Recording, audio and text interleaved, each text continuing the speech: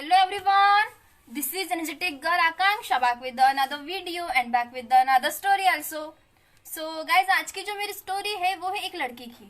हाँ, एक लड़की की जो गुमसुम रहती थी, किसी से ज्यादा बातें नहीं करती थी, उस लड़की की। तो मैं अपनी स्टोरी स्टार्ट करूँ।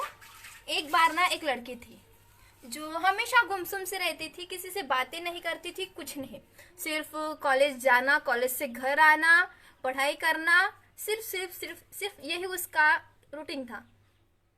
तो क्या हुआ कि उसके अकेले रहने की वजह से ना उसके मम्मा पापा को भी डर लगता था कि ये अकेले कैसे एडजस्ट कर पाएगी। अगर उसको पढ़ाई के लिए बाहर जाना पड़ा तो ये अकेले कैसे रह पाएगी। तो उसके कॉलेज में ना एनएसएस, राष्ट्रीय सेवा योजना, इसका 7 दिन का कैंप होता था। तो वो लड़की उस कैंप में गई।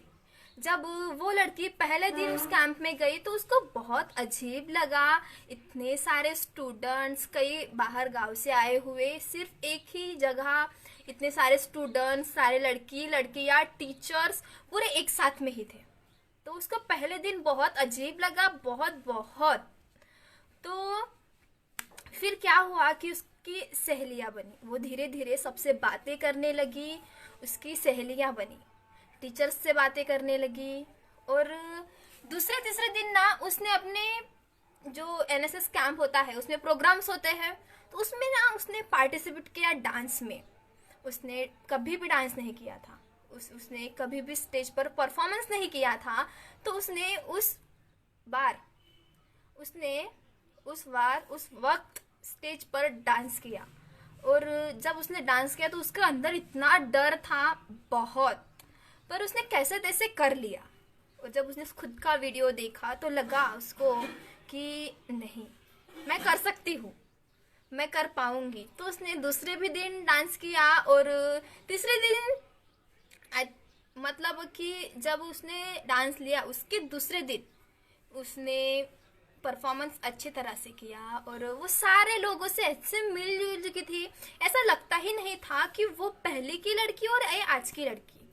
और फिर उसने स्टेज पर जाकर स्पीच दी, सबसे बातें की और सबके सामने वो खुलकर बातें करने लगी, खुलकर अपने दिल की बातें सबको साथ कहने लगी। और उस एनएसएस कैंप में रात में मस्त डांस होता था। और जब उन सारे एक टीम होती थी और डेली रूटीन जैसे एक टीम एक दिन में पूरा काम करेगी, जैसे कि खाना बनाना और सब कुछ, और बाकी लोग गांव में सफाई करने जाते थे। तो उस दिन उस लड़की का टीम नंबर था।